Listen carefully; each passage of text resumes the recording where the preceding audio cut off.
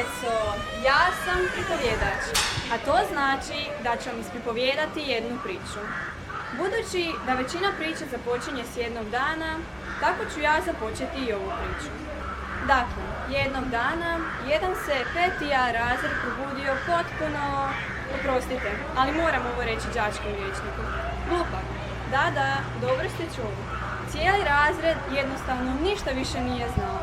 Nitko se na cijeloj školi nije mogao načuditi količini gluposti u tom razredu. Pogotovo jer su prije bili strašno pametni. Uostalom, što se uopće može poduzeti kad odjednom zaboravite sve što ste znali? Imate li vi kakvu ideju? A vi? Molim, nemate. Onda ćemo pustiti priču da se sama ispriča.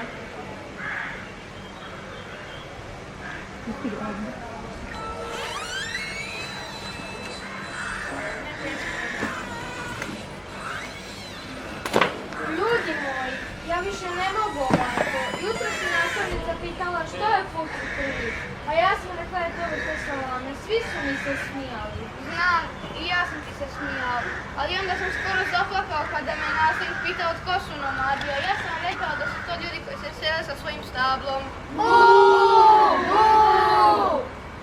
Nikada neću biti liječnik, nikada.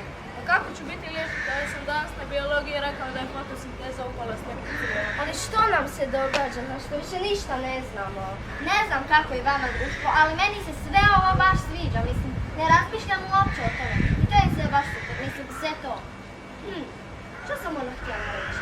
Ljudi, ne možemo više ovako, moramo nešto poduzeti. Tako je, stvarno moramo nešto poduzeti, moramo postati najpametniji razred u školi.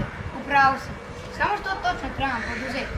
Možda moramo, otići u trgovinu.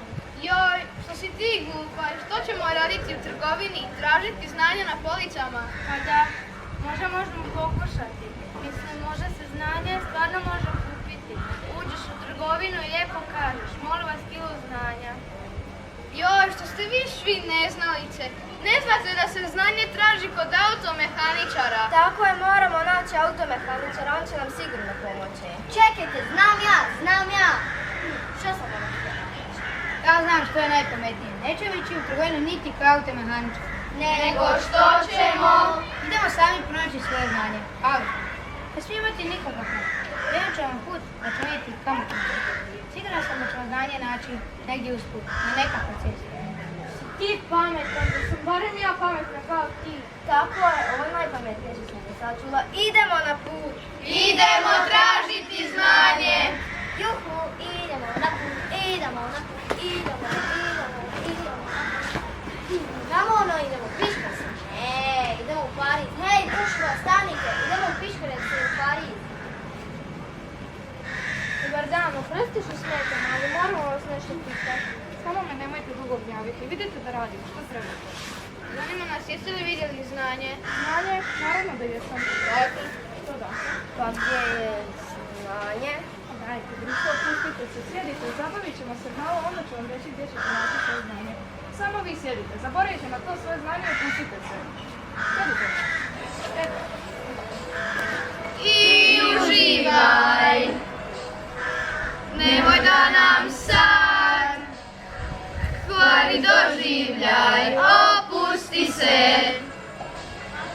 i uživaj, nemoj da nam sad kvari doživljaj, opusti se. To, 5000 bodova, pravo ja, jes! A šta je ovo? Ništa, što bi bilo? Sjedi i uživaj s nama. Da uživam s vama, jesmo ti normalno, ovo je najpametniji razred u školi, ti ćeš i lijenost, sasvim se paši. Oprostite, a tko ste vi? Ko sam ja, zar ti ne znaš čitati? Z-N-A-N-E, znanje. Evo ga, evo našega znanja.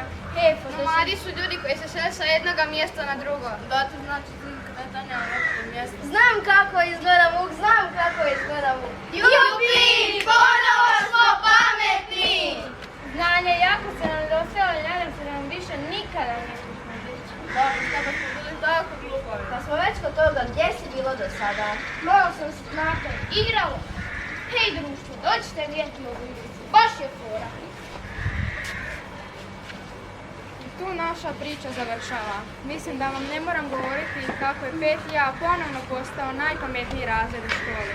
Naravno, iz ove priče treba izvući neku pouku, a pouka je... Redovito učite, sve ćete znati.